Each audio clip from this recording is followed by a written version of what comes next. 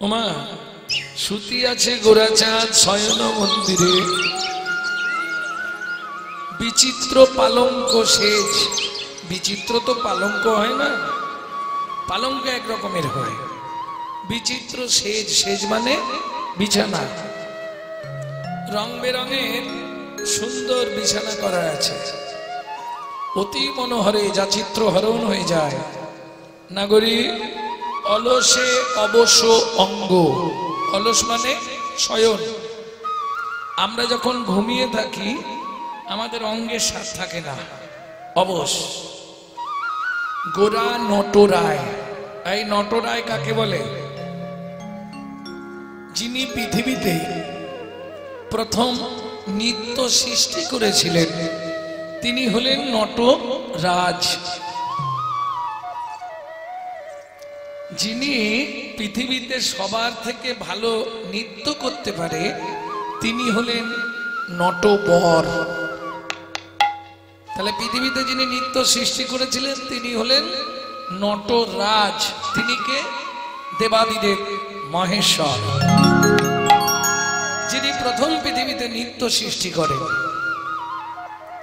যিনি সবার থেকে ভালো নাচতে পারে তিনি হলেন নটবর। তিনি কে? শ্রী গোবিন্দ। কিন্তু আজকের পদে বলছে অলসে অবশ অঙ্গ গোরা নটরায়। নটরায় কাকে বলে? যিনি নিজে নাচুক বা না নাচুক সারা জগৎকে নাচাতে পারে তিনি হলেন নটরাজ।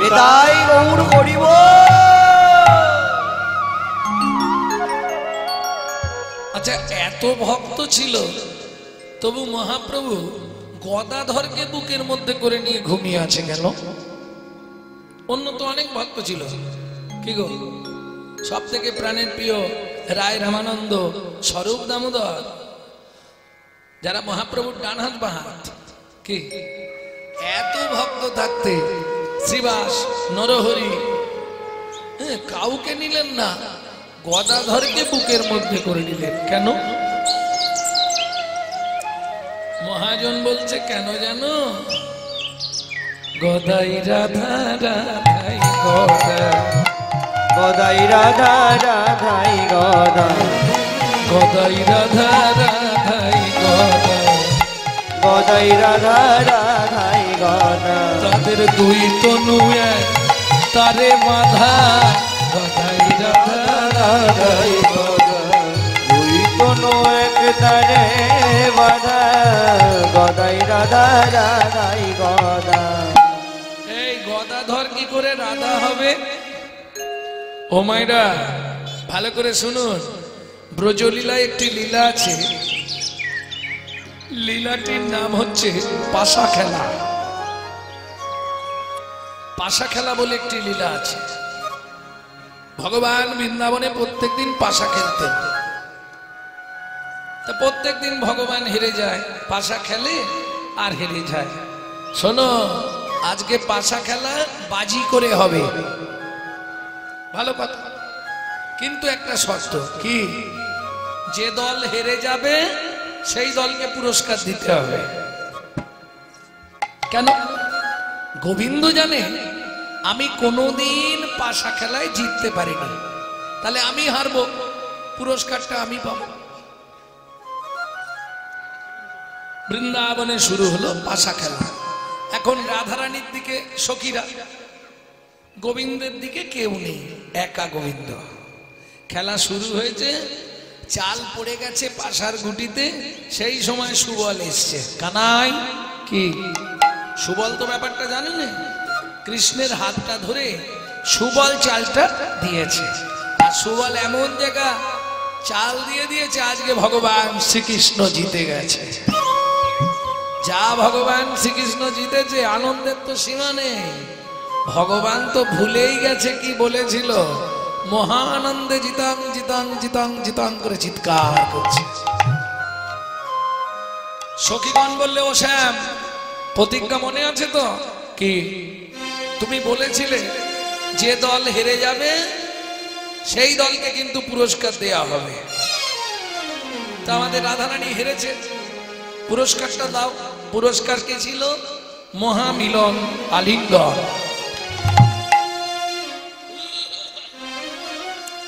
গোবিন্দ বললে, দেখো খেলার তো একটা নিয়ম আছে। কি নিয়ম?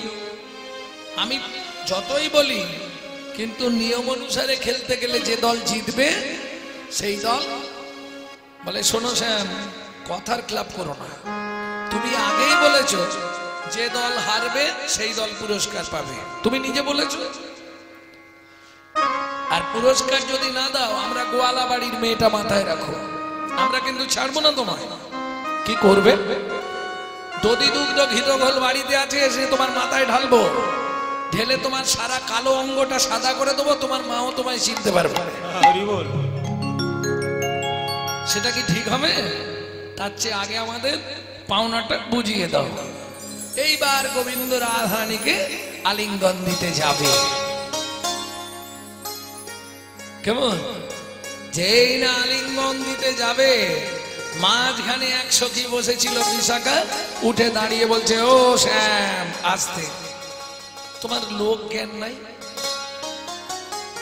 জনসমাজের বুকে তুমি কি করছো? লোকে দেখলে বলবে বাকি, লোকে দেখলে বলবে বাকি, বলি হচ্ছে বাকি, হবেই বাকি, লোকে দেখলে বলবে বাকি, হচ্ছে বাকি, হবে বাকি, লোকে দেখলে বলবে বাকি। ওই যে মহামিলন আলিঙ্গন দিতে গিয়ে বাকি রয়ে গেল। ভগবান শ্রীকৃষ্ণ পাশার মঞ্চে দাঁড়িয়ে প্রতিজ্ঞা করলেন, শোনো রাধে, আমার যে আশা আজ অপূর্ণ রয়ে গেল, আমি তোমার শক্তিতে সৃষ্টি করব নদিয়ায় গদাধরকে। আর যখন যেখানে যেদিন আমার ইচ্ছা হবে, গদাধরকে জড়িয়ে ধরে আমি তোমার ভাবে ভাবে ডুবে যাব।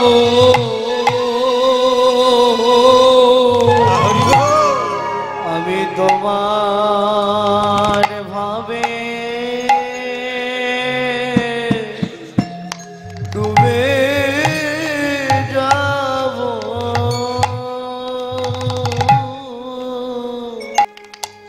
ভক্তমণ্ডলী, ভক্তিমতী মায়েরা, সেই পাছার মঞ্চে ভগবান শ্রীকৃষ্ণের প্রতিজ্ঞা পূর্ণ নিমিত্তে কলিযুগে রাধা শক্তিতে সৃষ্টি করলেন গদাধরকে।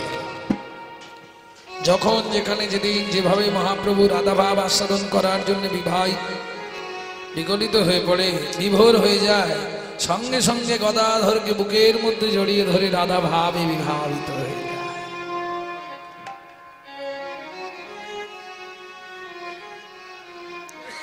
তাহলে অলসে অবশ্য অঙ্গ গোরা নটরায়, কি কহব সেনা শোভা কহনি না যায়। যদি কারো জীবনে অষ্টসাত্ত্বিক ভাবের বিকার ঘটে, সেদিন সে বুঝতে পারবে, তাই না? না হলে অন্য কেউ বুঝবে না।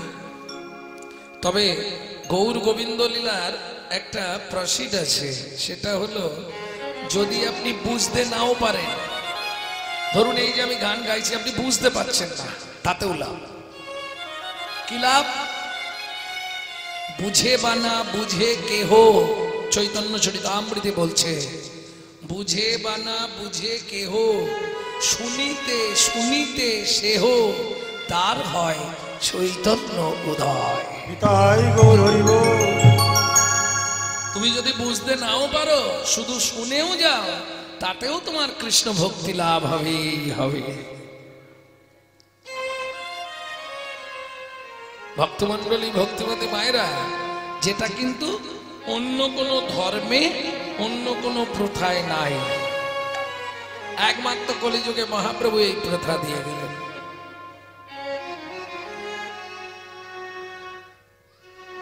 চরম বাবা অষ্টসাত্ত্বিক ভাবের বিকার। শুনতে শুনতে যখন তোমার হৃদয় তৈরি হয়ে যাবে, তখন তোমার মধ্যে হরি কথা, কৃষ্ণ কথা শুনলেই অষ্টসাত্ত্বিক ভাবের বিকার আসবে। অষ্টসাত্ত্বিক ভাব কাকে বলে? অশ্রু কম্প পুলকাদি ভাব ভূষা নিরবধি নাচে গায়ে উন্মত্ত হইয়া। বুঝলেন না? ভেঙে বলি, কীর্তন শুনছি, একভাবে নয়ন বাড়ি পরিসর হয়ে যাচ্ছে। এই অষ্টসাত্ত্বিক ভাবের 1 নম্বর প্রধান অঙ্গ হলো নয়ন বাড়ি পরিসর। তুমি কীর্তন শুনে কোনো লাভ হবে না যদি ভেতরে অনুরাগ না জন্মায়, যদি তোমার নয়ন থেকে 2 ফোঁটা পারি না বরিশিত হয়, তাহলে তোমার কীর্তন শোনা বৃথা হয়ে গেল। নিতাই গৌর হরি বল, হরি বল। কম্প মাঝে মাঝে দেহের মধ্যে একটা কম্পন দেবে। পুলক, নিজে নিজে আনন্দ উপভোগ করবো। হ্যাঁ, চোখ বন্ধ করে নিজেই আনন্দ সাগরে ডুবে যাবো। জড়জাগতিক কেউ বুঝবে না, তারা ভাববে মনে হয় পাগল। ও তার নিজেই চোখ বন্ধ করে নিজেই হাসছে। কেন? ভেতর দিয়ে জ্ঞান নয়ন দিয়ে, গুরুদেব যে জ্ঞানঞ্জন ছলাকা দিয়ে নয়ন এঁকে দেয়, ওই জ্ঞান নয়ন দিয়ে সে চোখ বন্ধ করলেই রাধা গোবিন্দের সমস্ত লীলা দর্শন করতে পারে। নিতাই গৌর হরি বল। ভাবো, ভাব একভাবে তাকিয়ে বসে। চোখের পলক পড়ছে না, তার মানে কি? দেহ এখানে আছে, মন এখানে নাই। মন চলে গেছে গোবিন্দ চরণে। তাহলে অশ্রু কম্প পুলক ভাব ভূষা। দেখবেন এক একজন মহিলা আছে সুন্দর করে সেজেছে। এক ব্রজমাকে আমি জিজ্ঞেস করছি, ব্রজমা তোমার তো বয়স দেখে মনে হচ্ছে 50 বছর। বলে হ্যাঁ তা হবে। তুমি এত সেজেছো কেন? একদম গয়না গাটি পরে সুন্দর করে সেজে যাচ্ছে গোবিন্দ মন্দিরে। মদন মোহনজির মন্দিরটা সব থেকে উঁচু, তো টিলাটা অনেক উঁচু, তা উঠছে সিঁড়ি দিয়ে। আর বানরগুলো তো খুব দুষ্ট, ওরা চশমা চোখে দেখলে আগে সবার আগে খুলে নেবে। কেন? তুমি ভগবানকে দেখতে এসছো চশমা পরে, খোলো, ও নিয়ে পালিয়ে যাবে, গিয়ে ভেঙে দেবে। তারপরে জমা তুমি এত সেজেছো কেন? ব্রজমা বলছে আমি যাচ্ছি গোবিন্দকে দেখতে, তাই না? সকলের থেকে আমি একটু আলাদা না হলে গেলে গোবিন্দর আমার দিকে লক্ষ্য পড়বে কি করে? আমি তো অন্য কারোর জন্য সাজিনি, আমি সাজি আমার প্রাণ বল্লভের জন্য। একে বলে ভূষণ। ভক্ত কি দিয়ে সাজবে?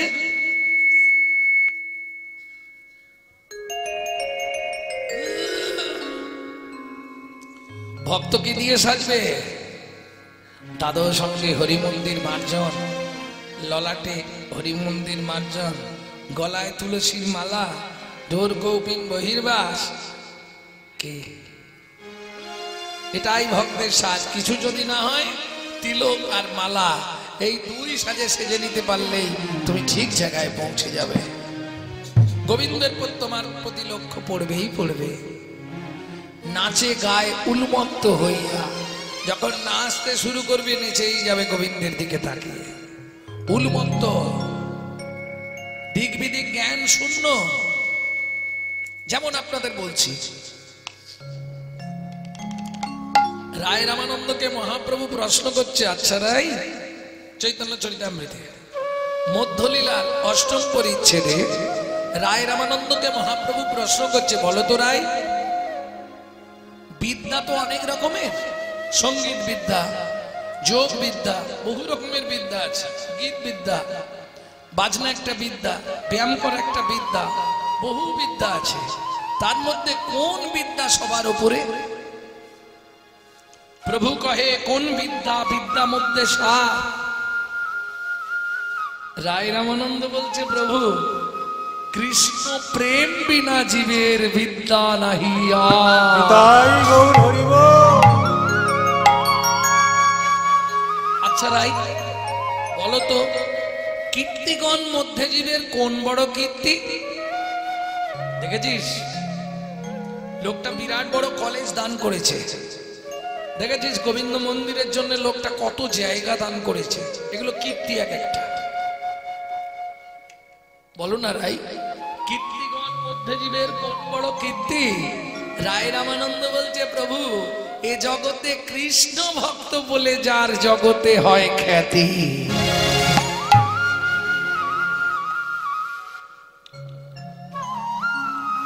বলো তো রায়, জগতে ধনীকে সম্পত্তির মধ্যে জীবের কোন সম্পত্তি গণি? গণনায় কোন সম্পত্তি ধরবো? অনেক জায়গার মালিক, বিরাট বড় সোনা ব্যবসাদার, কোনটা ধরবো? অনেক টাকা আছে, কোন সম্পত্তি গণি? রায় রামানন্দ একভাবে প্রভুর চরণের দিকে।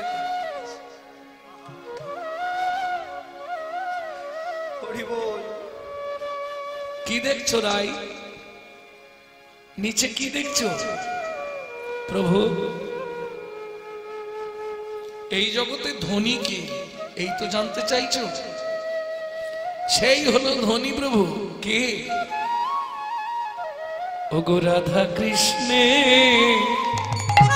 প্রেম যা, সেই বড় ধনী।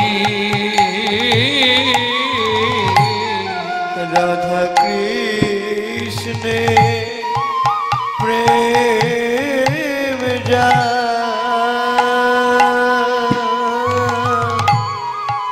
সেই বড় ধনী।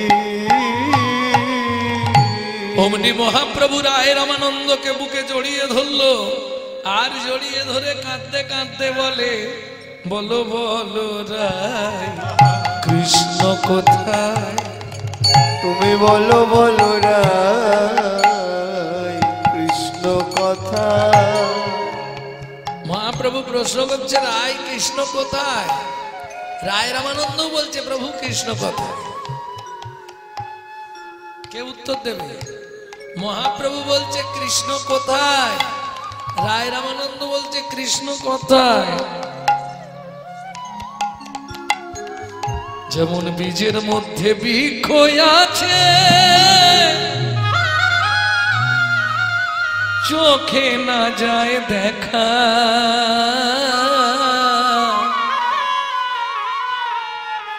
নামের মধ্যে নামি আছে, চূড়া ধরা বাঁকা, চূড়া ধরা বাঁকা। মহাপ্রভু যতবার বলছে কৃষ্ণ কোথায়, ততবার রায় রামানন্দ বলছে কৃষ্ণ কোথায়? কোথায়? রায় রামানন্দ বলছে কোথায়? কৃষ্ণ কথাতেই তো কৃষ্ণ। নাম নামি ভেদ নাই, শাস্ত্রের প্রমাণ, তবু নাম নামি হতে অধিকতর মান। প্রেম সে বলো চৈতন্য মহাপ্রভু কি জয়। নিতাই গৌর হরি বল। তাহলে রাই কলির জীব উদ্ধার হবে কি করে? রায় রামানন্দ দেখছে, একটু বাজিয়ে নি প্রভু কি বলে। বর্ণাশ্রম চরাবাতা পুরুষেন পরমমান। বর্ণাশ্রমচারীরে চারটে বর্ণ তো, ব্রাহ্মণ, ক্ষত্রিয়, বৈশ্য, শূদ্র। এরা যদি চারজনের মতো কর্ম করে তাহলেই তাদের উদ্ধার হয়ে যাবে। হবে? ব্রাহ্মণের কর্ম কি? পূজা। পূজা করলেই উদ্ধার হয়ে যাবে? হবে কি? ক্ষত্রিয়ের কর্ম কি? যুদ্ধ করা। বৈশ্যের কর্ম ব্যবসা করা। শূদ্রের কর্ম এই তিন জাতের সেবা করা। তা এই কাজ করলেই সে উদ্ধার হয়ে যাবে? প্রভু কহে এহ বাহ্য আগে কহ আ, রায় কহে জ্ঞান মিশা ভক্তি সাধ্য সার। জ্ঞান মিশ্রিত ভক্তি। যেমন দেখবেন একটু পরেই নগর পরিক্রমায় যাবে না, সব মাটিতে গড়াগড়ি খায় না? আপনাদের এখানে খায় না? মাটির মধ্যে গড়াগড়ি খায়। এখন আমারও মাঝে মাঝে ইচ্ছা হয় জানেন, যে আমি একটু গড়াগড়ি খাবো, কিন্তু আবার পরক্ষণে ভাবি পাঞ্জাবিটা নোংরা হয়ে যাবে, বাবা দরকার। বোঝা গেল না? এটা জ্ঞান মিশ্রিত ভক্তি। ভক্তি আছে কিন্তু জ্ঞান মিশ্রিত। কারণ প্রথম যখন দমদম বিমানবন্দরে নেমেছিলেন স্বামী জয় পতাকা গোস্বামী মহারাজ, বর্তমান ইসকনের যিনি প্রেসিডেন্ট, প্রথম যখন নামলেন 7 ফুট লম্বা আর দুধে আলতা সাদা চেহারা, তো অ্যাংলো তো ওরা। তা ওই প্রকাণ্ড শরীর, খালি পা, হাঁটু পর্যন্ত একটা বহির্বাস আর একটা পাতলা ওড়না গায়ে, নেবে বিমানবন্দরের মাটিতে পা দেবার আগে লম্বা হয়ে শুয়ে পড়লেন। তাই এরা দেখছে ঘামাক্ত কলেবর, মাটির মধ্যে এরকম করে শুয়ে পড়লো, ইস গায়ে মাটি টাটি লেগে যাচ্ছে। সবাই গোল করে ঘিরে দাঁড়িয়েছে, জিজ্ঞেস করছে, আচ্ছা বাবাজি আপনি মাটিতে শুয়ে পড়লেন কেন? বাবাজি বলছে, তোমরা কি এই বাংলার মানুষ? হ্যাঁ, তা তোমরা জানো না কেন আমি শুয়ে পড়লাম? ওগো, আজ থেকে 500 বছর আগে মহাপ্রভু দিক বিদেশে, দেশ বিদেশে, গ্রামে পাড়ায় পাড়ায় হরিনাম বিতরণ করেছে। এখনো চৈতন্য মহাপ্রভুর চরণের ধুলি এই বাংলার ধুলোকণার সঙ্গে মিশে আছে। এক বিন্দু যদি আমার গায়ে লেগে যায় তাহলে এই আমার কৃষ্ণ প্রাপ্তির উপায় হয়ে যাবে। তাই গৌর হরি বল।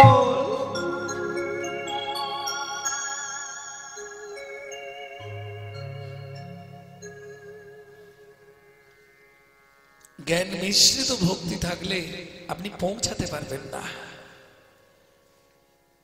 কেন? পণ্ডিত জ্ঞানী কারা? যারা পণ্ডিত।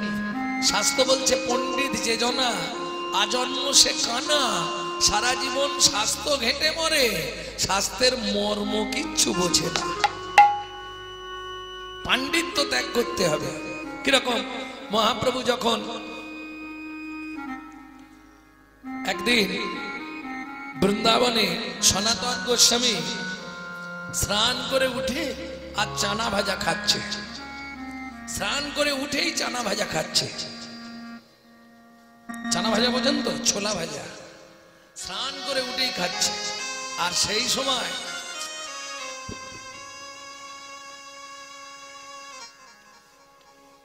দিগ্বিজয়ী পণ্ডিত ঘাটে এসে দাঁড়িয়েছে। সনাতন, বলুন পণ্ডিত, তুমি না পরম বৈষ্ণব, তোমাকে দেখে জগৎ শিখবে, আর তুমি এই স্নান করেই চানা ভাজা মুখে দিচ্ছ? জপ তপ আন্নিক তপস্যা কিচ্ছু নেই তোমার? তোমাকে দেখে জগৎ এইটাই শিখবে তো? সনাতন গোস্বামী বলছে, পণ্ডিত চিদানন্দং মুদা ভাতি। পণ্ডিত বলছে, আমি বুঝলাম না। কেন? আপনি পণ্ডিত বুঝবেন না? একটু ভেঙে বলো তো সনাতন, তুমি কি বলছো? পণ্ডিত, আমার অসুজ হয়ে গেছে।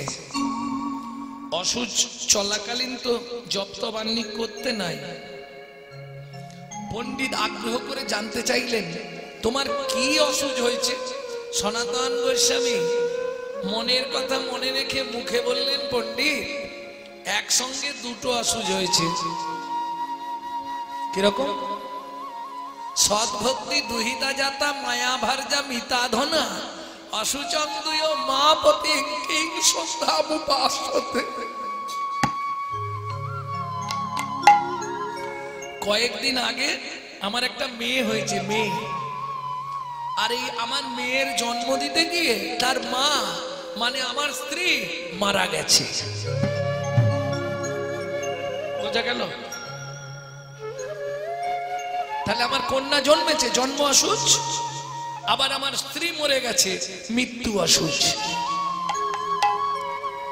পণ্ডিত এক দৃষ্টে সনাতন গোস্বামীর দিকে খানিকক্ষণ তাকিয়ে বললে, সনাতন তুমি আমার সঙ্গে কি বলছো তুমি? কেন পণ্ডিত, বুঝতে পারলে না? পণ্ডিত বলে, সনাতন আমি তো ভালোভাবে জানি তুমি বিয়েই করনি। তুমি বিয়েই করনি। তোমার আবার মেয়ে এলো কোথা থেকে? আর তোমার আবার বউ মরল কি করে? তখন সনাতন গোস্বামী মৃদু হেসে বলছে, পণ্ডিত পাণ্ডিত্যের অহংকার থাকলে আমার কথা বুঝতে পারবেন না। আগে পাণ্ডিত্য ত্যাগ করতে হবে, তবে আমার কথা বুঝতে পারবেন। বেশ সনাতন, তুমি আমায় একটু বুঝিয়ে বলো। ওই যে বললাম সদ ভক্তি দুহিতা যাতা, দুহিতা যাতা মায়া ভর জামিতা ধনা, মায়া ভার জামিতা ধনা অসুচং দুয় পতি, দুয় মাপতি কিং সন্ধ্যা মুপাসতে, সন্ধ্যামুপাসতে। ও পণ্ডিত, কদিন আগে আমার ঘরে ভক্তি নামে এক কন্যা জন্মগ্রহণ করেছে। সৎভক্তি দুহিতা যাতা, দুহিতা মানে কন্যা, যাতা মানে জন্মেছে। সৎভক্তি দুহিতা যাতা, মায়া ভার্যা, আমার যে মায়া নামে স্ত্রী ছিল ও মরে গেছে। অসুচং দুয় মাপতি, তাহলে দুটো অসুচ।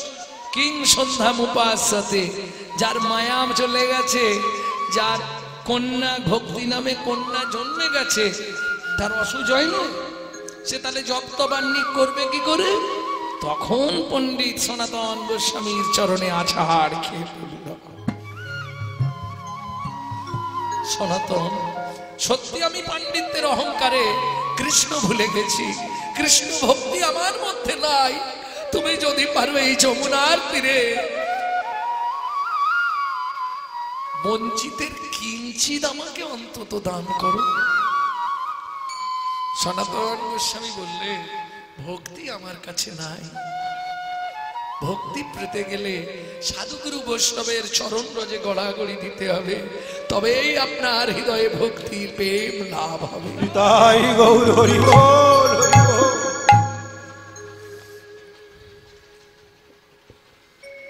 স্বয়ং ভগবান শ্রীকৃষ্ণের পিতা, কত বলবো, ভগবান শ্রীকৃষ্ণের পিতা তিনি জানতেন না ভক্তি কি করে পাওয়া যায়।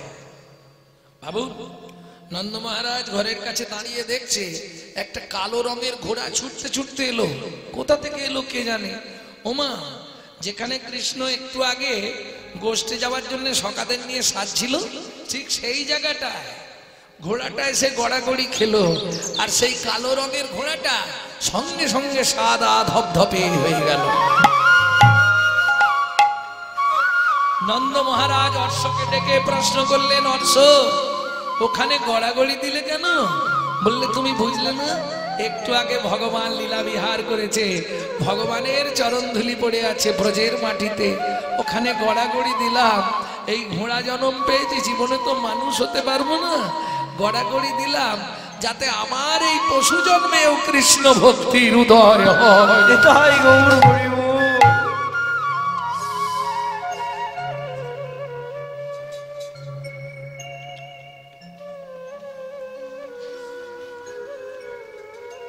মূল্যবান বস্তু। সনাতন গোস্বামী যখন মন্ত্রিত্ব ছেড়ে চলে গেলেন, হোসেন সাহেব, রাধে ভক্তমন্ডলী, ভক্তিমতী মায়েরা, এই সনাতন গোস্বামী যখন রামকেলি ত্যাগ করলেন, মুসলমানের রাজত্ব, তখন মুসলমানের মন্ত্রিত্ব করত দাবির খাস, সাকার মল্লিক, রূপবাস, সনাতন। আগে রূপ গোস্বামীকে কৃপা করলেন মহাপ্রভু, কারণ রূপের বৈরাগ্য কালে সনাতন বন্দি জালে, তখন সনাতন গোস্বামী বন্দি আছে, নজরদারি করে রাখলেন। ভাই চলে গেছে, যদি দাদা এও চলে যায়, দাদা চলে গেছে, ভাইও যদি চলে যায়, বাবা।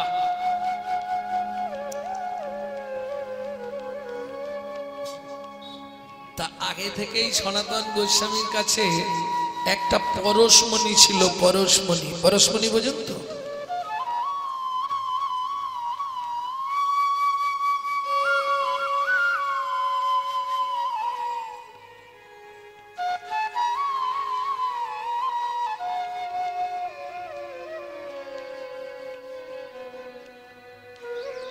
যে পরশমণির স্পর্শ লাগলে লোহা সোনা হয়ে যায়। বৃন্দাবনে যমুনার তীরে পাতার কুঠির রচনা করে সনাতন গোস্বামী যখন ভজনে বসলেন, ওই যমুনার ধারে গর্ত খুলে পরশমণিটা পুঁতে দিলেন। পরশমণি পুঁতে দিয়ে ভজন করছে। কেন? আমার কাছে পরশমণি থাকলে আমার হৃদয়ে অহংকার জাগবে, আমি লোহায় ঠেকিয়ে সোনা করতে পারবো। এই অহংকার যদি মনে জাগে তাহলে আর ভজন হবে না। পরশমণিটা যমুনার তীরে পুঁতে দিয়ে সনাতন গোস্বামী ভজন করছে। জীবন গোস্বামী নামে কাশীর বারাণসীর এক ব্রাহ্মণ, 5টা মেয়ে, খুব গরিব মানুষ। এই 5টা মেয়ের বিয়ের জন্য ব্যবস্থা করতে পারছে না। পাত্র আছে কিন্তু অর্থ নাই, কি করবে? রাজা বিশ্বেশ্বরের মন্দিরে, কাশীতে বিশ্বনাথ মন্দির, ওই বিশ্বনাথ মন্দিরে জীবন গোসাই হত্যা দিলেন যে হে বিশ্বনাথ, তুমি কিছু একটা ব্যবস্থা করে দাও। তখন কাশীর বিশ্বনাথ অর্থাৎ দেবাদিদেব মহেশ্বর স্বপ্ন দিলেন, জীবন তুই বৃন্দাবনে চলে যা। এই দেখেন বৈষ্ণব মানুষ কি দেবে? শিব পরম বৈষ্ণব, শিবের কাছে অর্থ চাইছে, আমার মেয়েদের বিয়ে দেব, তুমি একটু কৃপা করো। শিব দেখলো একে অর্থ নয়, একে কি দেব? একে অর্থ দেব না, একে পরমার্থ দেব। কেন? জীব মূঢ়, জীব মূঢ়, বিষয় মাগে, বিষয় নাহি দেব, সচরণামৃত দিয়া বিষয় ভঞ্জিব। চৈতন্য চরিতামৃত বুঝতে হবে। তুমি চাইলেই ভগবান তোমাকে দেবে না। তুমি যদি বিশুদ্ধ কৃষ্ণ ভক্ত হও, তুমি ভগবানের কাছে বিষয় চাও, ভগবান বলছে সে চাইলেও আমি দেব না, আমার চরণামৃত দিয়ে তাকে আমি আমার করে নেব। তাই গৌর হরি বল।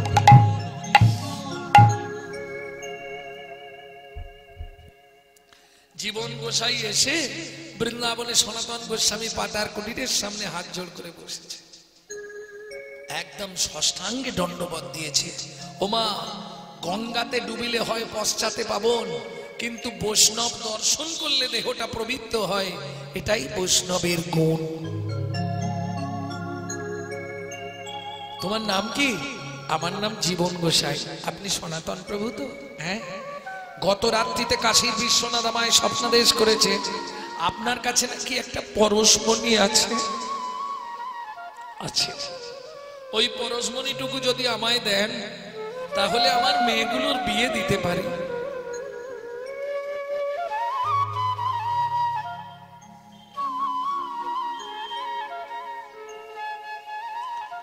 সনাতন গোস্বামী কেঁদে উঠল, জীবন, ও জীবন, তুই আবার আমায় মনে করে দিলি? সে তো কবে ওই যমুনার ধারে বালি খুঁড়ে পুঁতে দিয়েছি, যা তুলে নে, কোন জায়গাটায় আছে। সনাতন গোস্বামী গিয়ে দেখিয়ে দিলেন, এই জায়গায় পোঁতা আছে পরশমণি। জীবন গোসাই বালি খুললেন, জল জল করছে উজ্জ্বল পরশমণি। পরশমণিটা হাতে তুলেছে, কিন্তু আমি আগেই বলেছি দর্শনে দেহ পবিত্র হয়, এটাই বৈষ্ণবের গুণ। একবার পরশমণির দিকে দেখছে আর একবার সনাতন গোস্বামীর দিকে দেখছে। কেন? মনে মনে ভাবছে, কেউ যদি কাঁচ খুঁজতে খুঁজতে হীরের সন্ধান পায়, সে কি আর কাঁচ খুঁজবে? নিশ্চয়ই সনাতন গোস্বামী এই পরশমণির থেকে আরো কোন বড় মূল্যবান পরশমণির সন্ধান পেয়েছে। তাই গৌর হরি বল। ওই পরশমণিটা যমুনার জলে ছুঁড়ে ফেলে দিল। যা ছুঁড়ে ফেলে দিল, সনাতন গোস্বামী চিৎকার করে উঠল, জীবন, জীবন, একই করলি রে? তোর মেয়ের বিয়ে? ছুটে গিয়ে সনাতন গোস্বামী দুটো চরণ বুকের মধ্যে টেনে ধরেছে। প্রভু, প্রভু, কি তুই পরশমণি ফেলে দিলি, নেব না, তোর মেয়ের বিয়ে দরকার নেই। কেন রে? তুমি যে ধনী হইয়া ধনী,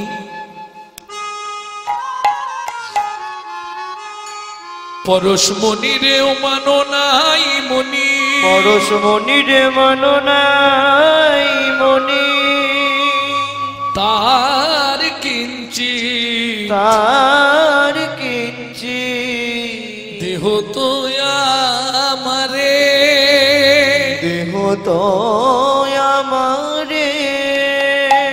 তুমি যে ধনের ধনী হয়ে পরশমণিকে তুচ্ছ জ্ঞান করেছো, সেই ধন আমায় কিঞ্চিত দাও।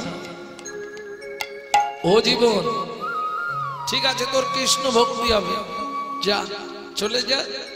জীবন চরণ ধরে কাঁদে আর বলে, আমি আর ফিরে ফিরে যাব না গো, আমি আর ফিরে ফিরে যাব না গো। একবার ব্রজে এসে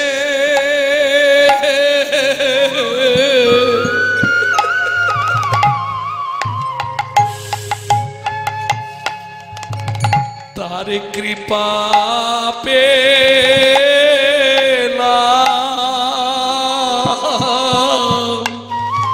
আমি আর ফিরে ফিরে যাব না গো। আমি ব্রজে এসে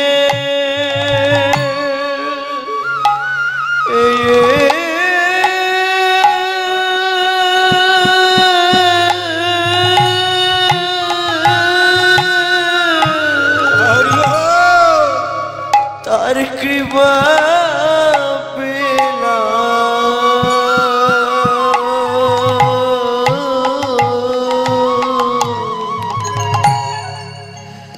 আমি আর ফিরে যাব না গো। আমি ব্রজে এসে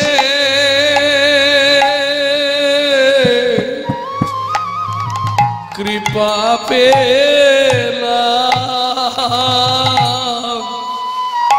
আমি আর তো ফিরে যাব না গো। আমি ব্রজে এসে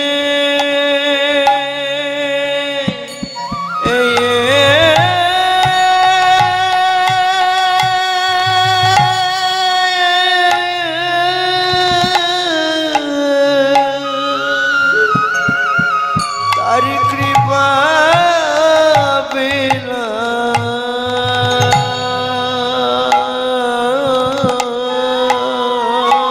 গৌর হরি বল।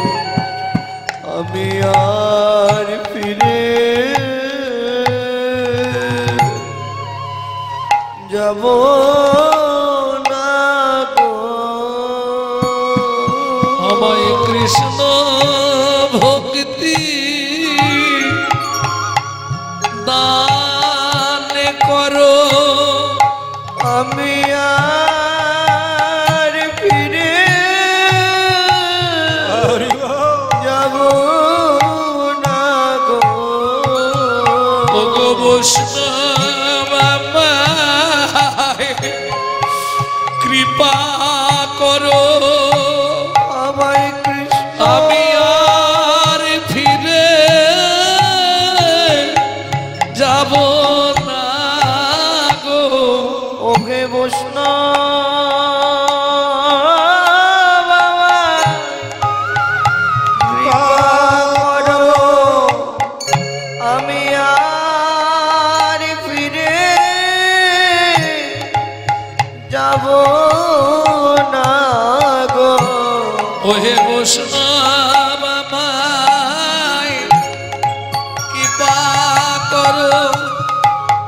আমি আর ফিরে যাব না গো আমি এই মিনতি জানাইলাম আমি আর ফিরে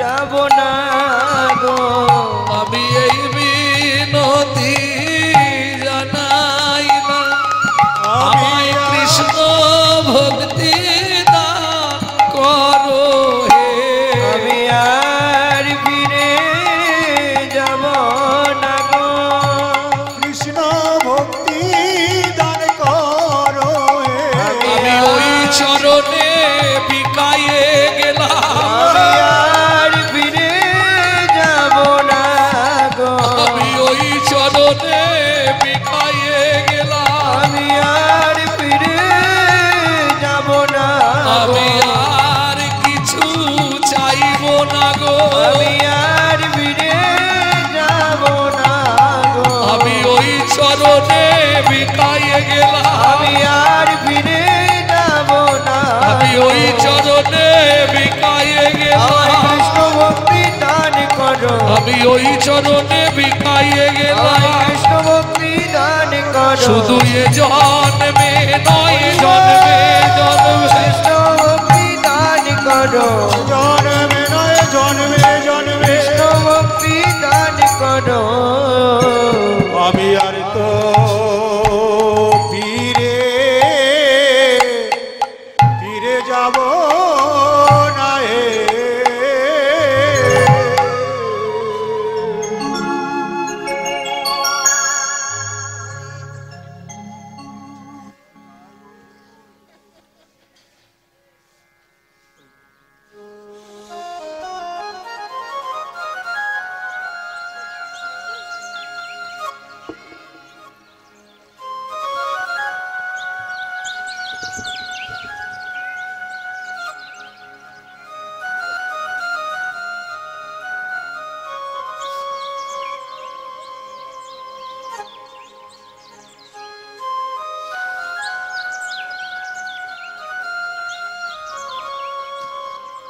সেদিন থেকে জীবন ব্রজের মাটিতেই রয়ে গেল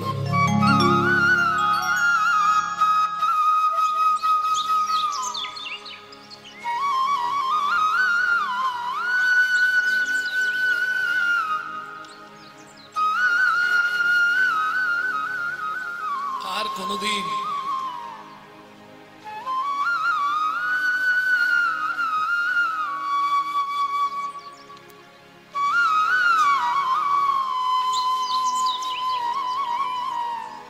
তাহলে পরশমণির পার্শ্ব লাগলে লোহা সোনা হয়, সে অন্য কোনো লোহাকে সোনা করতে পারে না। কিন্তু আমার গৌরাঙ্গের গুণকীর্তন যারা শ্রবণ করে, যারা কীর্তন করে, তারা এক একটা রত্ন তৈরি হয়ে যায় এবং তাদের সঙ্গ যারা করে তারাও রত্ন তৈরি হয়নি। তাই গৌর হরি বল। হরি বল, হরি বল।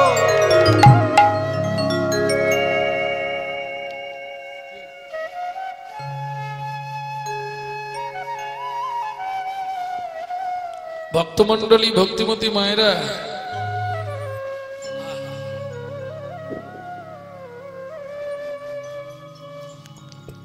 তাহলে জ্ঞান শূন্য ভক্তি, জ্ঞান মিশ্রা ভক্তি। রায় রামানন্দকে মহাপ্রভু বলছে, রায় শুনলাম কিন্তু ঠিক মনোপ্রত হলো না।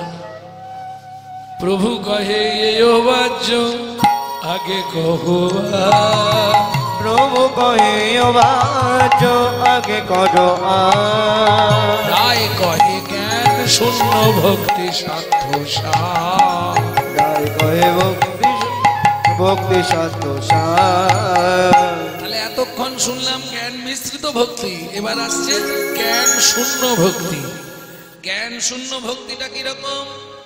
এক সময় মহাপ্রভু এই জ্ঞান শূন্য ভক্তির নিপুণতা দেখলে নিজেকে ধরে রাখা খুব মুশকিল। জ্ঞান যখন শূন্য হয়ে যাবে নিজেকে আর রাখতে পারবেন না।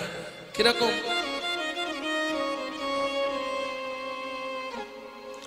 এক সময় মহাপ্রভু নীলাচলে ছিলেন, প্রত্যেক দিন ওই কাশী মিশ্রের গৃহ, তপন মিশ্র কাশী মিশ্র দুই ভাই গম্ভীরায় থাকতেন মহাপ্রভু। প্রত্যেক দিন একবার করে জগন্নাথকে দর্শন করতে যেতেন। নবকলেবর জগন্নাথ নতুন সাজিয়ে সজ্জিত হয়েছে। মহাপ্রভু ভক্তগণকে নিয়ে জগন্নাথ দেখতে গেলেন, কিন্তু খুব মন দিয়ে কথাটা শুনুন, এত ভিড়, আজকে আর জগন্নাথ দর্শন হবে না। হরিদাস প্রভু, আজ আর জগন্নাথ দর্শন হবে না। কেন প্রভু? অনেক মানুষের ভিড়, এরা দর্শন করছে, করুক, আমি এই গরুর স্তম্ভের কাছে প্রণাম করে চলে যাই। জয় রাধে। গরুর স্তম্ভের কাছে মহাপ্রভু নতজানু হয়ে করপুটে প্রণাম করছে।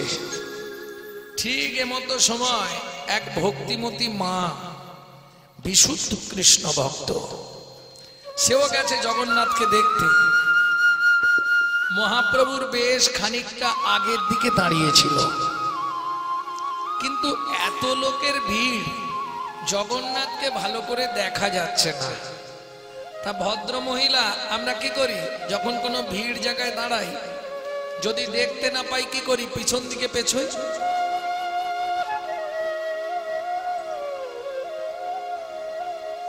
এই পিছনে পিছতে পিছতে পিছতে পিছতে এক সময় একটা পা তুলে দিলেন মহাপ্রভুর পিঠের ওপর।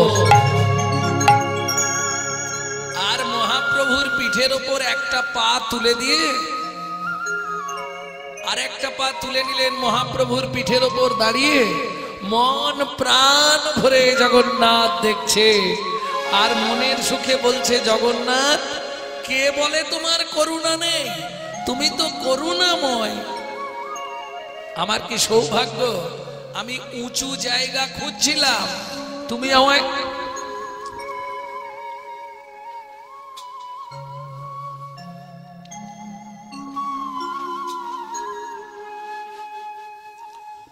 আমায় উঁচু জায়গা জোগাড় করে দিয়েছ।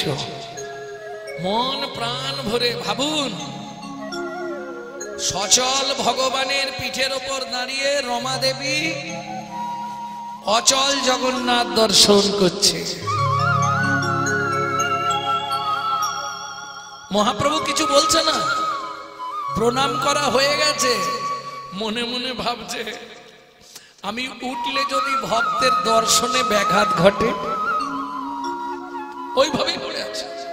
আর রমা দেবী একদম মহাপ্রভুর পিঠের ওপর দুই পা তুলে উঁচু জায়গা পেয়েছে, দাঁড়িয়ে মন প্রাণ ভরে জগন্নাথ দেখছে। প্রণাম করে উঠে দাঁড়ালেন হরিদাস ঠাকুর। যেই লক্ষ্য করেছে রমা দেবী মহাপ্রভুর পিঠের ওপর ভদ্র মহিলা দাঁড়িয়ে আছে, চিৎকার করে বলে উঠলো, এই রমণী, এ তুমি কি করেছো? হায় হায় হায়, যে অঙ্গে তুলসী চন্দন দিতে কর কেঁপে যায়, তুমি তার পিঠের ওপর দাঁড়িয়ে জগন্নাথ দেখছো। কিন্তু রমা দেবী, সে তো এ জগতে নাই। পরশমণির স্পর্শ লাগলে লোহা যেমন সোনা হয় গো, লোহা যেমন সোনা হয় গো, তেমনি রমা দেবী, রমা দেবী ওই চৈতন্য রূপ পরশমণির স্পর্শ পেয়ে, ওই চৈতন্য রূপ পরশমণির স্পর্শ পেয়ে সে দিক বিদিক জ্ঞান শূন্য হয়ে গেছে। দিক বিদিক জ্ঞান শূন্য হয়েছে। চোখ খুলে হরিদাস ঠাকুরকে বলে, তুমিও কি জগন্নাথ দেখবে? তাহলে উঠে এসো। ভাবুন, হরিদাস ঠাকুরকে বলছে, তুমিও জগন্নাথ দেখবে? তাহলে উঠে এসো, এই ওপরে উঁচুতে উঠে এসো না, তুমিও দেখতে পাবে। তখনও রমা দেবী জানে না যে তার চরণের তলায় মহাপ্রভু।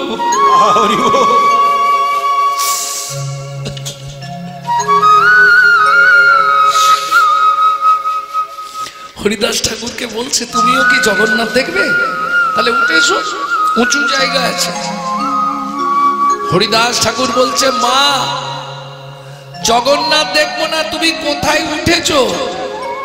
এই কোথায় উঠেছো এটা কানে গিয়ে পৌঁছালো নি, তার আগেই রমা দেবীর আবার চোখ বন্ধ হয়ে গেল। হ্যাঁ গো, জগতের সবাই তো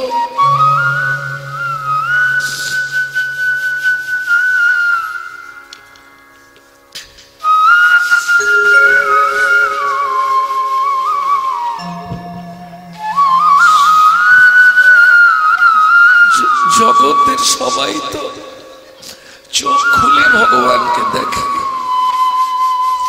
চোখ বন্ধ করে কি দেখছে?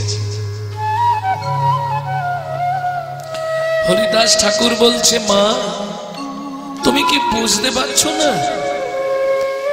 ও মা তুমি কোথায় দাঁড়িয়েছো একবার চেয়ে দেখেছো? তুমি সচল ভগবানের পিঠের ওপর দাঁড়িয়ে অচল ভগবান দেখছো। তখনও রমা দেবী বুঝতে পারে না। হরিদাস ঠাকুরকে বলে তুমিও কি জগন্নাথ দেখতে এসেছো? তুমিও কি জগন্নাথ দেখতে এসেছো? যদি দেখার ইচ্ছা থাকে তবে আমার মতো উঁচুতে উঠে এসো। হরিদাস ঠাকুর এবার ধমক দিয়েছে, আরে তুমি আগে দেখো নিচের দিকে। তখন রমা দেবী নিচের দিকে তাকিয়েছে, আর যখনই নিচের দিকে তাকিয়েছে একবারে আছাড় খেয়ে পড়েছে মাটিতে। আমি কি মহাপাপ করলাম? একদম মহাপ্রভু প্রণাম করে উঠে দাঁড়াতেই রমা দেবী ঝাঁপ দিয়ে পড়েছে মহাপ্রভুর চরণের ওপর।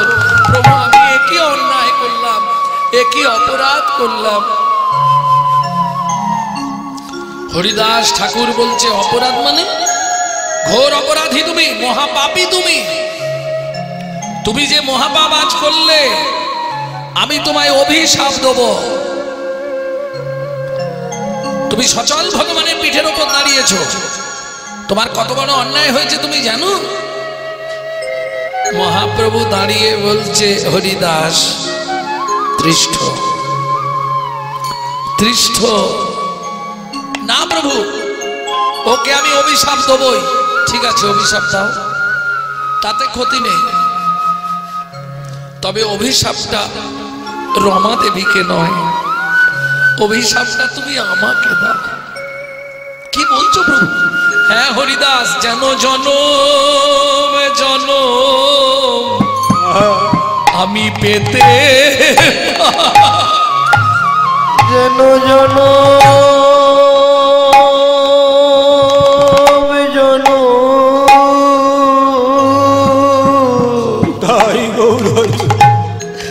পেতে পারি, জন জনম জনম পেতে পারি। এমন কৃষ্ণ ভক্তের শরণে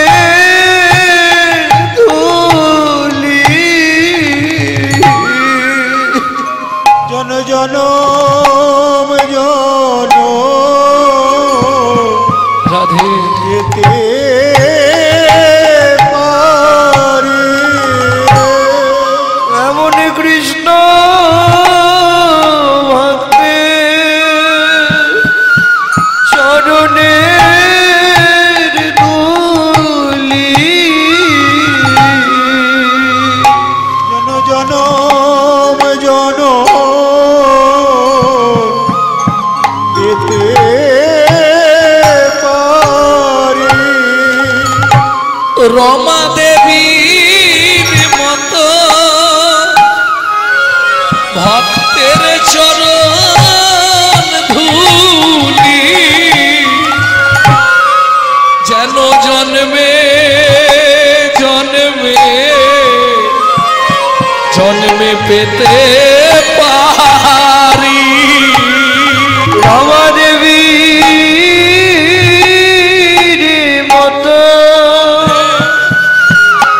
ভক্তের চরণের ধুলি যেন জনমে জনম পেতে পারি। ও হরিদাস এই অভিশাপ তাও গো রে। জনম জনম পেতে পারে। তুমি এই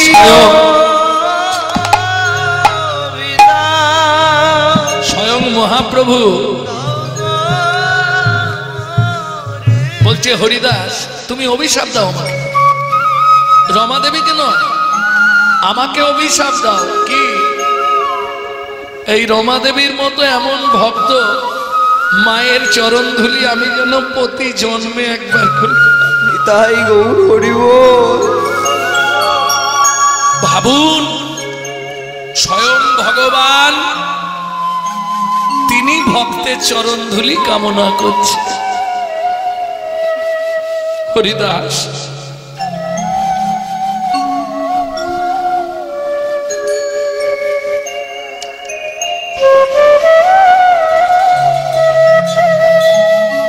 তুমি অভিশাপ দাও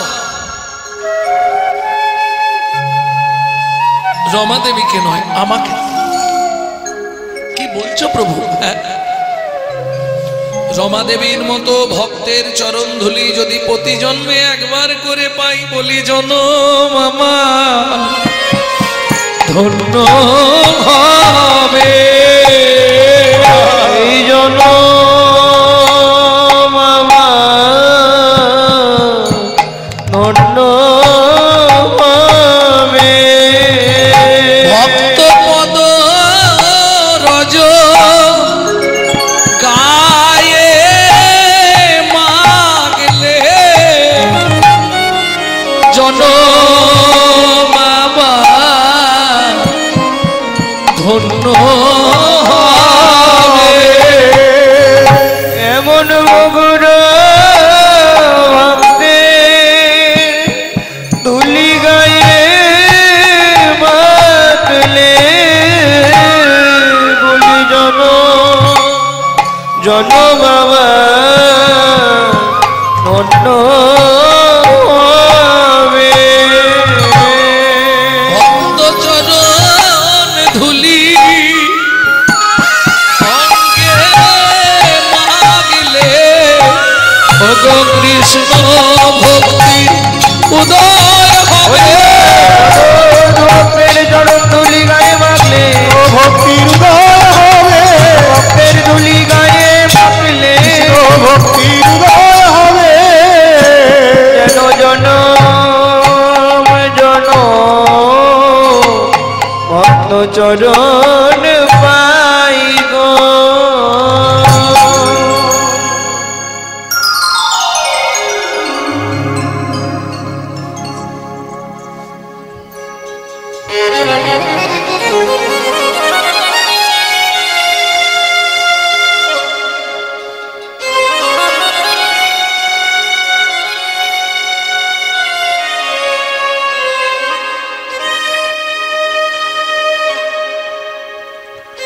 নাগরী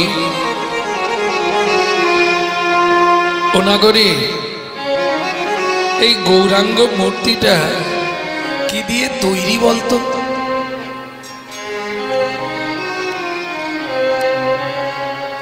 দেখে কি মনে হয় ওটা কিসের মূর্তি? মাটির হলে তো গলে যেত। না না আমার পুরা ধাতুর তো নয়। কেন? আমরা প্রত্যেকে ধাতু দিয়ে তৈরি। পিতামাতার মহামিলনের ফল হলো সন্তান। আমাদের ধাতু থেকেই সৃষ্টি, তাই তো?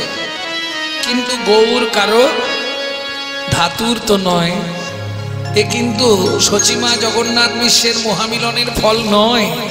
তাহলে শ্রী অদ্বৈতের আনারস যে খায় কৃষ্ণ তার বশ, যে না খেলো তার জন্ম লস। শান্তিপুরের বুড়ো মালি বৈকুণ্ঠ বাগান করে খালি এনেছিল রসবৃক্ষের চারা, এনেছিল রসবৃক্ষের চারা। নিতাই মালিরে পাইয়া, মালিরে পাইয়া চারা তার হাতে দিয়া, এই চারা তার হাতে দিয়া যতনে যতনে রবিতে কইল নারা, রবিতে কইল নারা। কোথায় লাগাবো এ গাছ? লাগাবো কোথায়? নদিয়া উত্তম স্থান, নদিয়ায় উত্তম স্থান, তাহাতে করিয়া উদ্যান, তাহাতে করিয়া উদ্যান। এই চারা করো রোপ, এই চারা করো রোপ।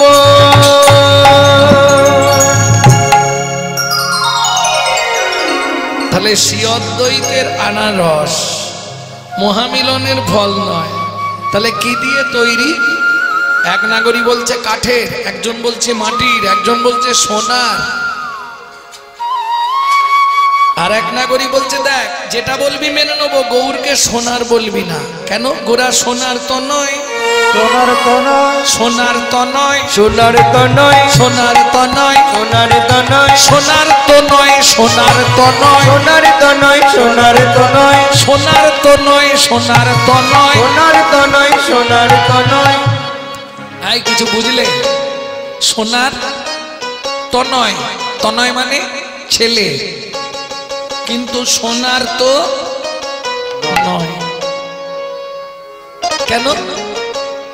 গৌর সোনার নয়, তাহলে সোনার তনয় বললো কেন? তনয় মানে ছেলে, একবার বলছো সোনার ছেলে, আবার বলছো সোনার নয়। বলে সোনার ছেলে কেন বললাম জানো? ও কাঁচা সোনা নয়, পাকা সোনা নয়, মাঝখানে যেটা হয়। এই দেখো পিয়ারা হলে পিয়ারা মাঝখানে একটা শব্দ বসানো যায়, পাকা না হয় কাঁচা না হয় ডাঁসা। সোনার ক্ষেত্রে ডাঁসা সোনা হয়, পাকা সোনা, কাঁচা সোনা, মাঝখানে কি হবে? মাঝখানে যেটা হবে সেটাই বলতে হবে। বলো, বলে শোনো, গোড়াকে সোনার তো নয় বুঝলাম কেন জানো? মাঝে যেটা হয়, মাঝে কি হয়?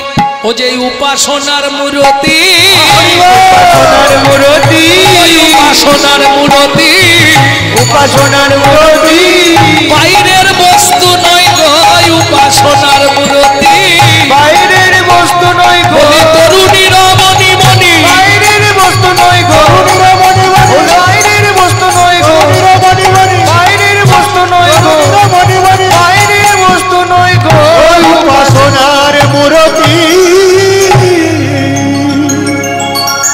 জয় রাধে। ভক্তমন্ডলী, ভক্তিমতী মায়েরা, বৈষ্ণব কবি বলছে নাগরী তোমরা ঝগড়া বন্ধ করো, এই একটু স্থির হয়ে বসো, তোমরা ঝগড়া বন্ধ করো। মূর্তিটা কিসের আমি বলছি শোনো। কে লিখছে? বৈষ্ণব কবি। শোনো, তোমরা মেঘের গায়ে বিদ্যুৎ চমকায় দেখেছো? কড়কড় কড়া, গুড়গুড় গুড়ুম। ওই বিদ্যুৎকে বিধাতা, ওই বিদ্যুৎকে বিধাতা ছাঁকনি করে ছেঁকে, ওতে তো রস নাই, ওতে প্রেম ভক্তি রস মিশিয়ে আমার গৌরাঙ্গ মূরতি তৈরি করেছে। কে লিখছে? বাসুদেব ঘোষ মহাশয়। কি লিখছে শোনো পদাবলীটা। ওগো মেঘে রবি জুড়ি কিবা ছানিয়া যত মেঘের বিজুরি কিবা সানিয়া যতনে মেঘের বিজুরি কিবা ছানিয়া যতনে কত রস দিয়া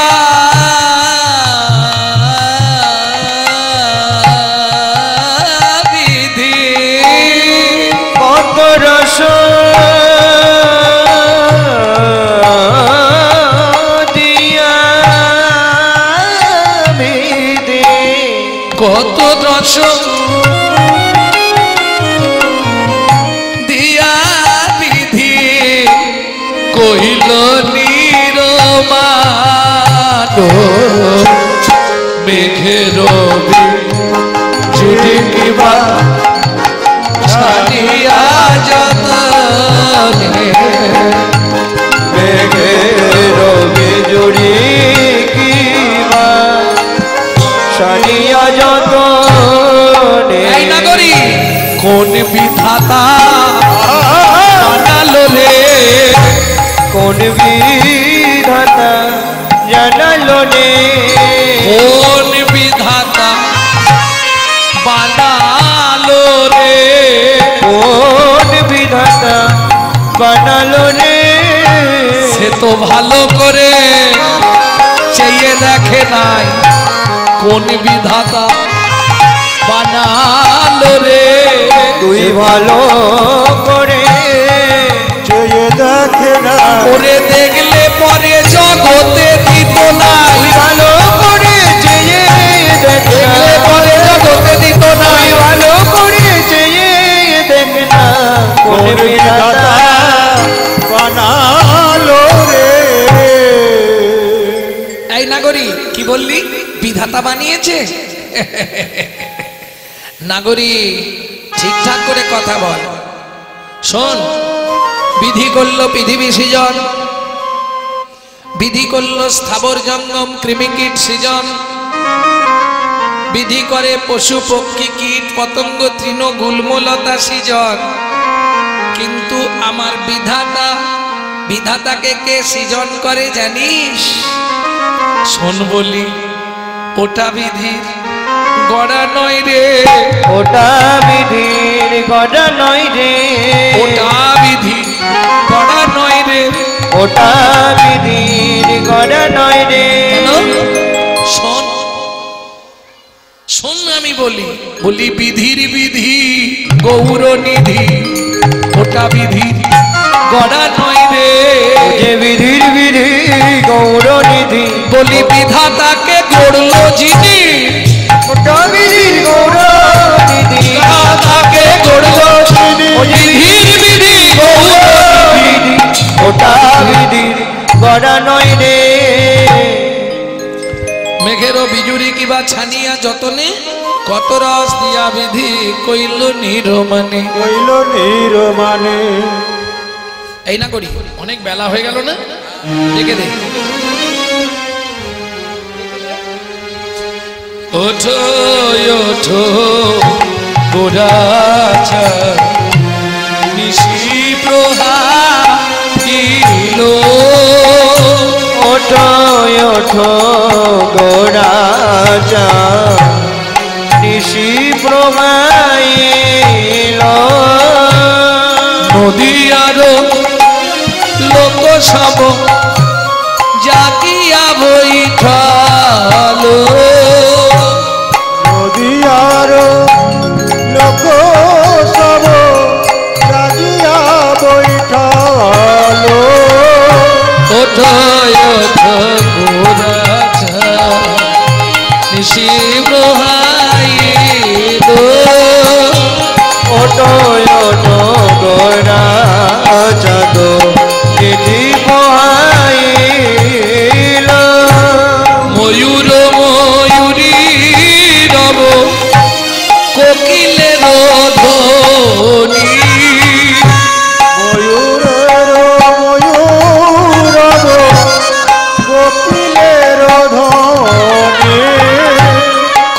সুখে নিদ্রা যাও হে গৌর গুণমণি।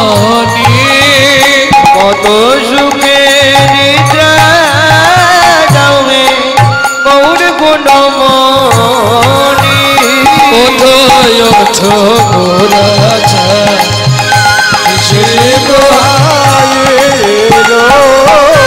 ওঠোয় ওঠো গোরা চাঁদ নিশি প্রভাইল। অরুণ উদয় ভেল কমল প্রকাশ। অরুণ উদয় ভেল কমল প্রকাশ। তেজল মধুকর কুমদিনী পাশ। তেজালা মধুকর কুমদিনী পাশ। ছোট গোড়া নিশি প্রহারীর। ওঠো ওঠো গোরা সাধু বেশি দোহাইলো। অনেক ডাকতে ডাকতে মহাপ্রভু এবার জেগে উঠলেন। কেমন ভাববে?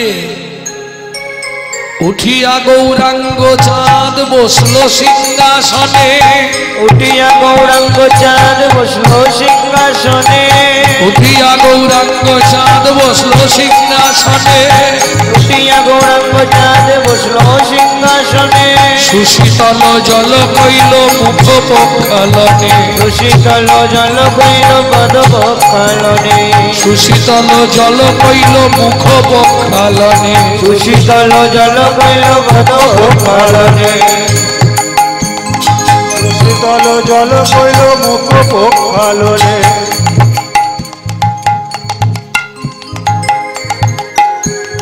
সুশীতল জল কইল মুখ পক্ষালনে। সুশীতল জল কইল মুখ পক্ষালনে। কাতল হেসি অদ্বৈত ডাকে গোড়ারা। অদ্বৈত ডাকে গোড়ারা। অদ্বৈত উঠিয়া নিত্যানন্দের জাগায়। অদ্বৈত উঠিয়া নিত্যানন্দের জাগায়। সবাই জেগে বসিল গো। বসিল গো জেগে বসিল গো। সবাই জেগে বসিল গো। নদিয়ার নর নারী জেগে বসিল গো। নদিয়ার নর নারী চাঁদকে ঘিরে তারার মালা। নদিয়ার নর নারী চাঁদকে ঘিরে তারার মালা। নদিয়ার নর নারী ঘিরে তারা মালা। নদিয়ার নর নারী ঘিরে তারা মালা। নদিয়ার নর নারী জেগে বসিল গো। বসিল গো। এইবার আপনাদের কাছে একটা প্রশ্ন করি। কেউ যদি ভোর এই 4টের সময় ঘুমায়, রাত শেষ হয়েছে 4টেই তো, 4টের সময় ঘুমায়, সে আবার এই 6টা-8টার সময় উঠতে পারে? মহাপ্রভুকে ডেকে দিয়েছে, উঠেছে, কিন্তু ঘুম ভাঙছে না। ভাবটি কিরকম দেখুন, বৈষ্ণব কবি লিখছে।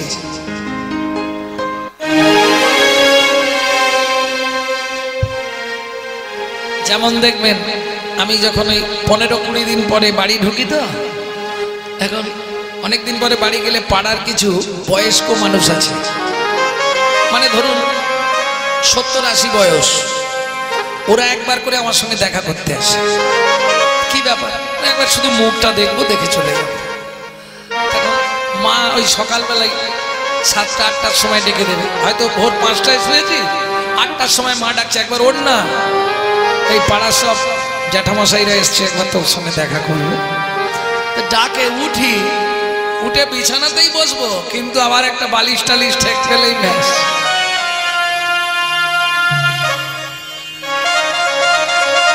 বৈষ্ণব কবি আজ গৌরের ভাবটা দেখে কলম দিচ্ছে, কি লিখছে শুনুন।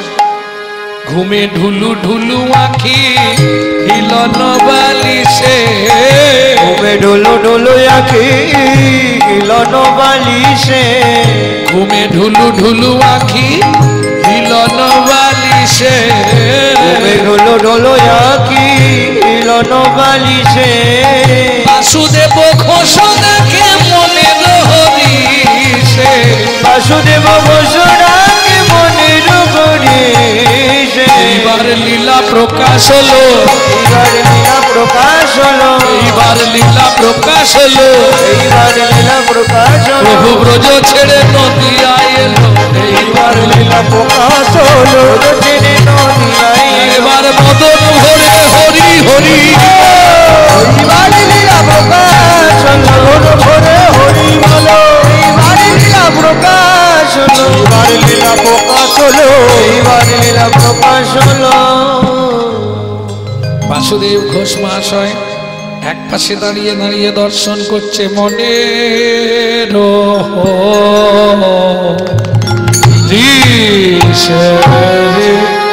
হে হে ও বাসুদেব ঘোষ দেখে মনের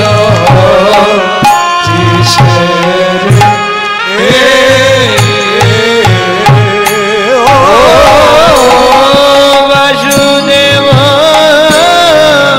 অস দেখে মনের হরিষে রে ও বাসুদেব ঘোষ দেখে মনের হরিষের বাসুদেব ঘোষ দেখে মনের হরিষে রে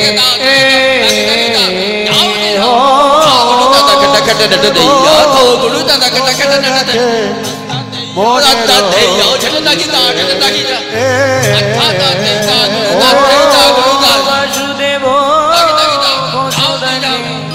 মনের হরিষে রে ও বাসুদেব বাসুদেব মনের বাসুদেব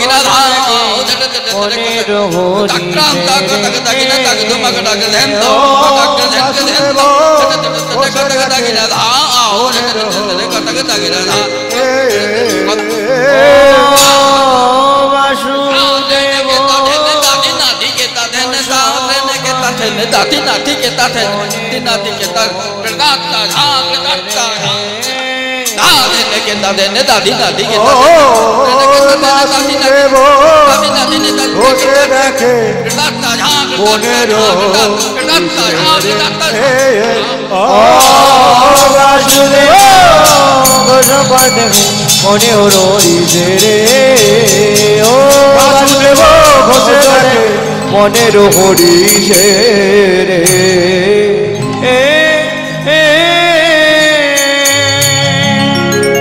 শ্রী গুরু প্রেমানন্দ হৃদয় হরি বল হরি বল হরি বল। শ্রীকৃষ্ণের যতে কলীলা হরে কৃষ্ণের যতে কলীলা সর্বত্র মনের লীলা সর্বোত্তম নরলীলা নর বাবু তাহারি সরু নরবাবু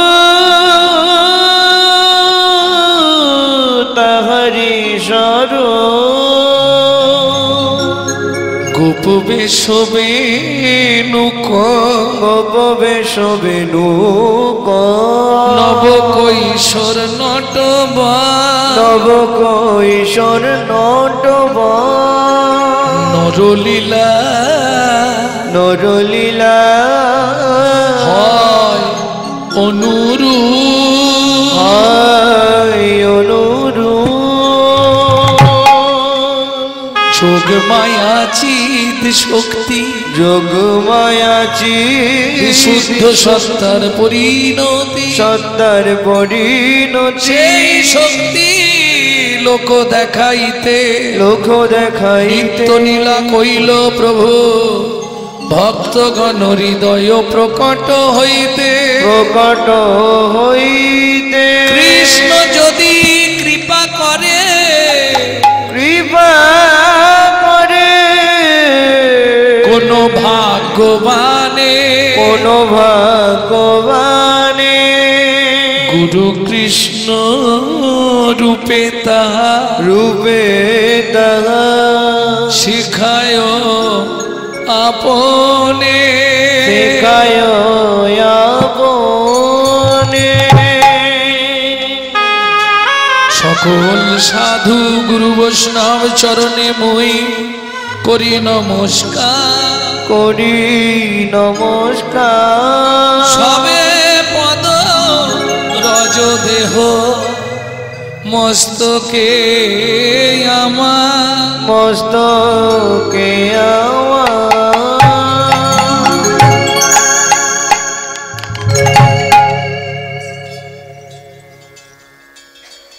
এতক্ষণ তত্ত্ব রসামৃত জ্ঞান সিন্ধু নীরে অবগাহন করলাম গৌরচন্দ্রিকার মাধ্যমে। এইবার চলুন রাধা মাধবকে জাগিয়ে দিই।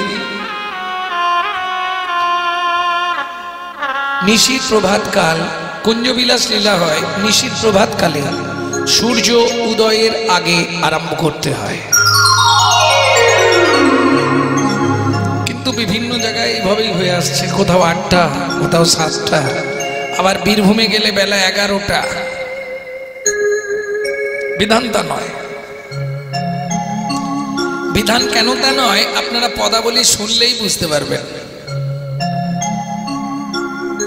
পদাবলীগুলো যখন শুনবেন তখন বুঝে নেবেন কুঞ্জভঙ্গ গানটা কখন হয়। কাউকে বলতে হবে না, আপনি নিজেই বুঝতে পেরে যাবেন। নিশীর প্রভাতকাল পূর্ণমাসী যোগমায়া এলেন নিকুঞ্জ মন্দিরে। এসে দেখলেন রাধা মাধব বিভোর হয়ে ঘুমিয়ে আছে। ডাক দিচ্ছে পূর্ণমাসী যোগমায়া।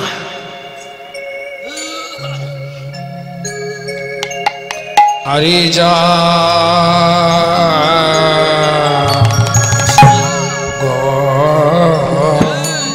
হো বৃষভা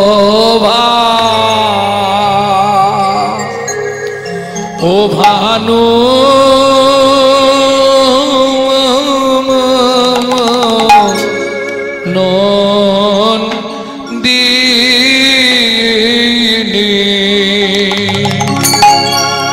জাগো মোহন যুব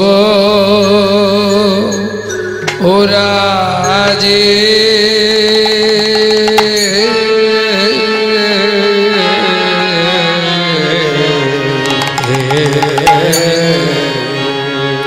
আরে যা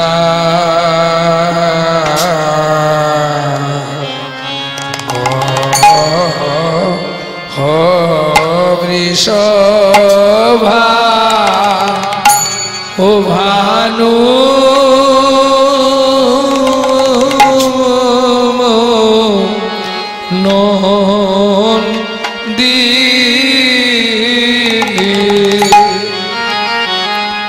জাগো মোহন যুব রাজে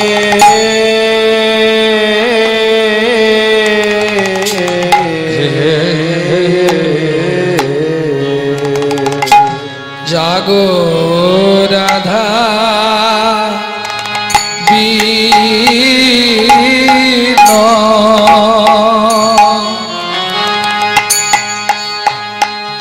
বিনোদিনী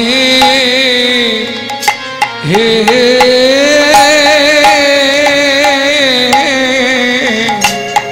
সুখের নিশি সুখের নিশি প্রহাই এলো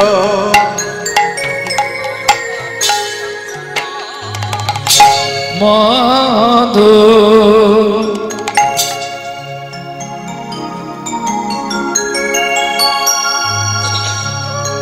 পূর্ণমাসী যোগমায়া ডাকছে জাগো হো বিশ্বভানু নন্দিনী, জেগে ওঠো। বিশ্বভানু নন্দিনী মানে রাধারানী। মোহন যুবরাজ, মোহন যুবরাজ মানে ভগবান শ্রীকৃষ্ণ। ওঠো তোমরা, ওই তাকিয়ে দেখো কি অকারুণ পুন বালয়রুণ উদিত মুদিত অকারণ কোন বাল অরুণ উদিত মুদিত কুমদ বাদন অকারণ কোন বাল অরুণ উদিত মুদিত কুমদ বাদন বলে কেন রে অরুণ উদয় হলি বলে কেন নেই উদয় বলি আমাদের রাধা মাধব খুবিয়ে আছে কেন রে অরুণ উদয় হলি আমাদের রাধা মাধব ঘুমায়ে আছে কেন উদয় হলি তোর বালক সভা যায় নাই রে বালক স্বভাব যায় নাই রে তোর বালক সভা যায় নাই রে বালক স্বভাব যায় নাই রে তুই ব্যস্ত ছিলি ভালোই ছিলি কেন অকারণে উদয় হলি ব্যস্ত ছিলি ভালোই ছিলি অকারণে উদয় হলি ব্যস্ত ছিলি ভালোই ছিলি কেন রে অরুণ উদয় হলি